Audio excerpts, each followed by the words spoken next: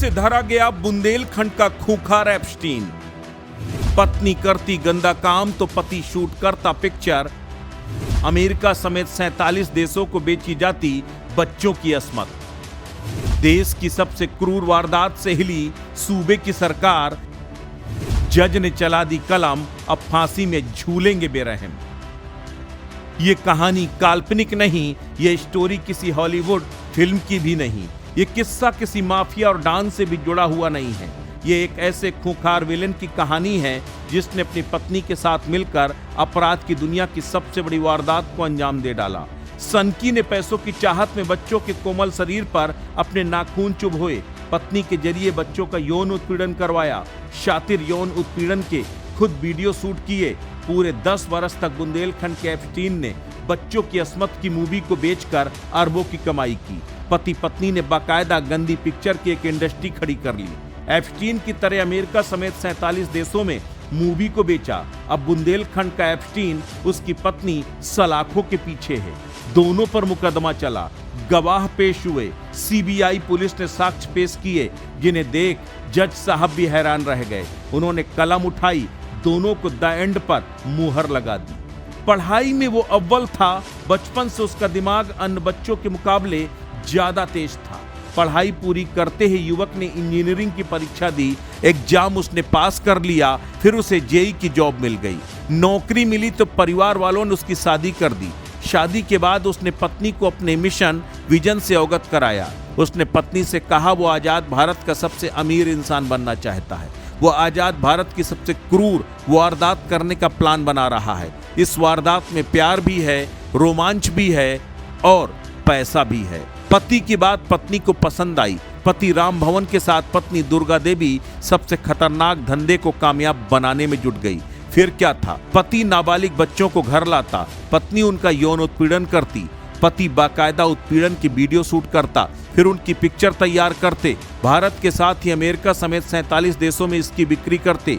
यौन उत्पीड़न के दौरान अगर कोई बच्चा विरोध करता तो पति पत्नी उसे मारते पीटते, चिल्लाने पर उसका मुंह दबा देते या फिर पैसे खिलाने और मोबाइल फोन और इलेक्ट्रॉनिक गैजेट देने का लालच देकर उनकी जुबान बंद करा देते। एक बच्चे ने बताया था कि राम भवन मोबाइल फोन में गेम खेलने और यूट्यूब पर वीडियो दिखाने का लालच देकर अपने घर बुलाता था। पति पत्नी कभी बांदा में किराए का मकान लेकर तो कभी चित्रकूट में गंदा काम करते थे। इस दौरान पति पत्नी ने 50 से ज्यादा बच्चों का यौन शोषण किया। दोनों शातिर अपने धंधे को बाकायदा चलाए हुए थे। डर के चलते बच्चे चुप थे। तभी सीबीआई की एंट्री होती है। सीबीआई का पुख्ता सूचना मिली थी, बांदा के नरैनी जवाहर नगर निवासी जेई राम भवन बच्चों का यौन उत्पीड़न करने के साथ गंदे वीडियो बना रहा है, उन्हें देश विदेश में बेच रहा है। सीबीआई को इंटरपोल ने खबर दी। सीबीआई ने जेई और उसकी पत्नी को बांदा, हमीरपुर, चित्रकूट जिले के बच्चों को शिकार करने के आरोप में गिरफ्तार किया। 16 नवंबर 2020 को चित्रकूट की एसडीएम कॉलोनी से जेई को दबोचा गया। पत्नी भी अरेस्ट कर ली गई। केस की विवेचना रिटायर्ड अपर पुलिस अधीक्षक अमित कुमार ने की। आरोप पत्र कोर्ट में दाखिल किए। 5 जून 2023 से शुरू हुई सुनवाई में कुल 74 गवाह पेश किए गए। इन गवाहों में 5 पीड़ित बच्चे थे। केस की सुनवाई पूरे 6 साल चली। इन 6 सालों के दौरान 4 जजों ने केस की सुनवाई की। चौथे जज ने केस की सुनवाई तेज की। अभियोजन और बचाव पक्ष की दलीलें कोर्ट ने सुनी। उसके बाद जज ने 163 पन्नों के फैसले में जेई और उसकी पत्नी को मृत्युदंड की सजा सुना दी। लोक अभियोजन के अनुसार न्यायाधीश ने इसे योजनाबद्ध, क्रूरतम और विरलतम अपराध माना, जिससे बच्चों को गंभीर शारीरिक क्षति पहुंचाई गई। सरकारी वकील ने बताया कि आरोपी पूरे धंधे को सोशल मीडिया के जरिए चलाते थे। उन्होंने वेबसाइट भी बनाई हुई थी। वकील ने बताया कि बांदा का रहने वाला राम भवन चित्रकूट में सिंचाई विभाग में जेई के पद पर तैनात था। पत्नी के साथ मिलकर बच्चों का उत्पीड़न किया। वकील ने बताया कि इन दोनों ने गंदे वीडियो चीन, अमेरिका, ब्राजील, अफगानिस्तान समेत 47 देशों में बेचे थे। जो बच्चे दरिंदगी का शिकार हुए थे उनका इलाज दिल्ली एम्स में किया गया। सीबीआई का एक फैसला सीबीआई की चल रही थी। दरअसल ये अक्टूबर 2020 से सीबीआई को एक इंटरपोल के द्वारा एक सूचना दी गई थी कि एक व्यक्ति 3 नंबरों से छोटे छोटे बच्चों के 7 से लेकर 18 से 20 के बच्चे हैं, उनकी जो है सेक्सुअल असॉल्ट करती हुई पूर्ण वीडियो बना करके उसको इंटरनेट पे लोड करना है। और करीब 34 बच्चे थे। एक पेन ड्राइव भी सूचना देने वालों ने दी थी जिसमें 34 बच्चों की वीडियोज थे और 679 फोटोज जो उसमें थे।